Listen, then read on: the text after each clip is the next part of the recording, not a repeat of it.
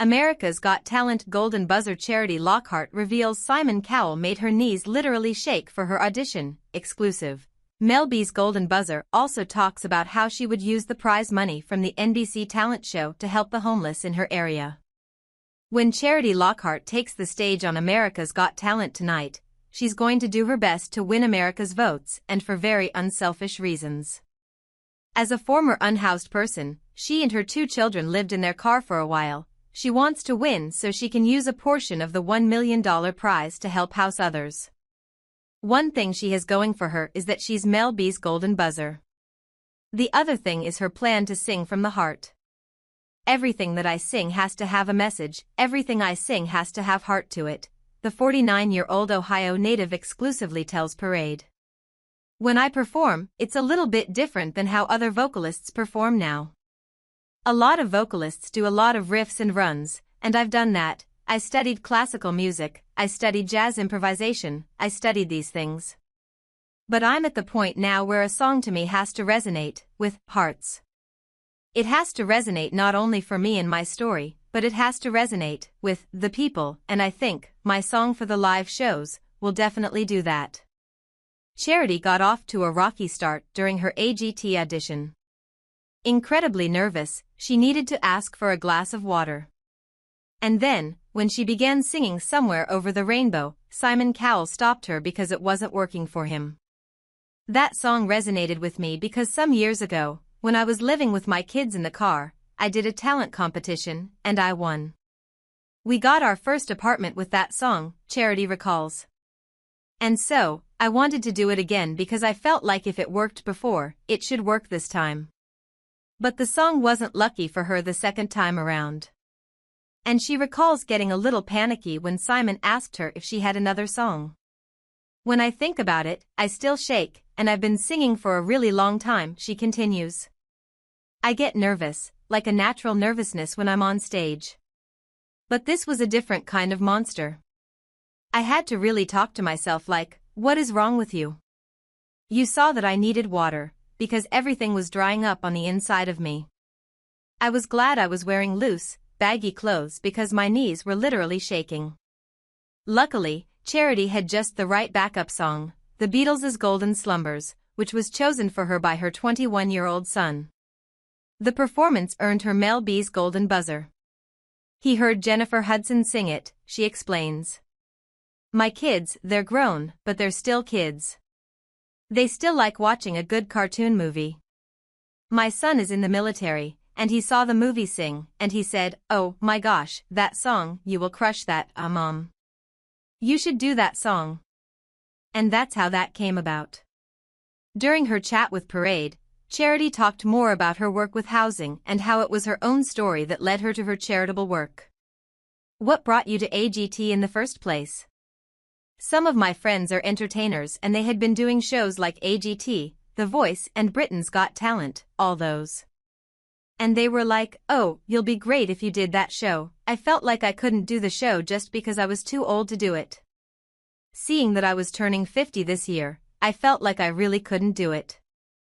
And my friends really just kept pushing and kept pushing and kept pushing. Until one of the musicians said, you're going to send this video in. This video needs to go in.so, that was it, I was forced into it. Do you make a living now full-time as a musician, or do you have to have another job as well? I make a living. I've been living on the edge of the music industry for a long time. Sometimes I'll fall off the cliff, and you don't know if you're going to be able to make the rent the next month. And then sometimes you're doing really, really well. I've been singing professionally since I was 12 years old, so my main job has been singing. But I would like to get to the point to where I don't really have to worry about the next bill.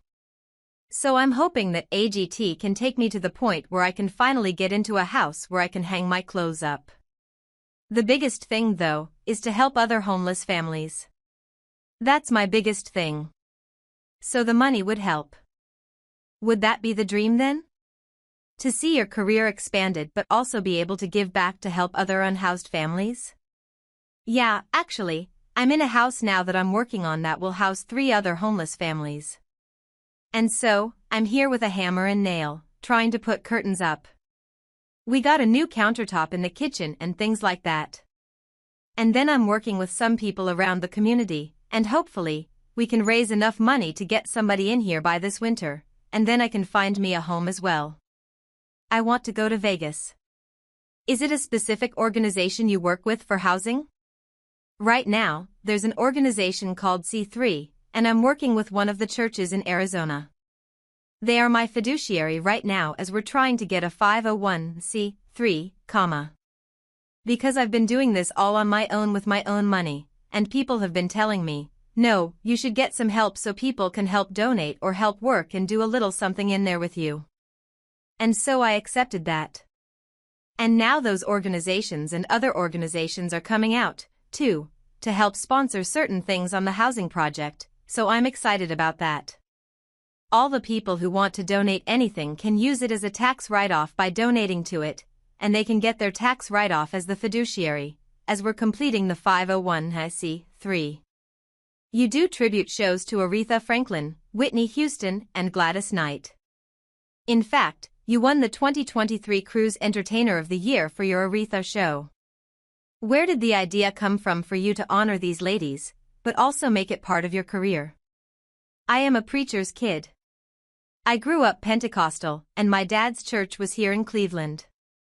I was born and raised in Cleveland, and Aretha and Whitney were considered crossover artists. Being Pentecostal, you weren't allowed to listen to secular music, you weren't allowed to listen to those things. You could only listen to gospel or Christian music. Anything that mentions God, you're able to listen to those things. And Whitney and Aretha, both of them were also preachers' kids, so they resonated with me because they also sang with emotion and feeling. And they're in the same situation where I am, where I only sing songs that really mean something to me and that would edify people, would help them or encourage them, give them inspiration. And those ladies, their songs did that, and so I want to walk in those same footsteps as they did, and in elegance. They were both so elegant, you know? We talked about you wanting to get yourself a house and you want to help other people who are homeless. But is there something fun you would do with the $1 million if you win the whole thing? That is fun, what do you mean? To furnish a home, that's fun. Buying some furniture is fun. I would love to celebrate my birthday. My 50th birthday, September 21st. I always wanted to go to Bali. I haven't been to Bali before, and I would love to go to Bali with my family and celebrate with a rose party. I love roses, so rose everything, rose cake, you know? And rose. When you auditioned, you talked about how you were living in your car with your 2 children, and then you entered a contest because you said the only thing you had was your voice. Talk about the decision to do that. That was only a $1,000 prize, right? Yes. I didn't tell people that I was living in a car until just recently. I didn't feel that it was only my story to tell.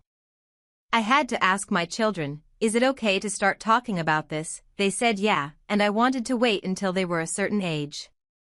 Because back then, I was too scared to ask for help, because I saw that other single moms, their kids were snatched from them. And they were trying to do the best that they could. And so, I didn't want that situation, so we kept everything hush-hush for a very, very long time.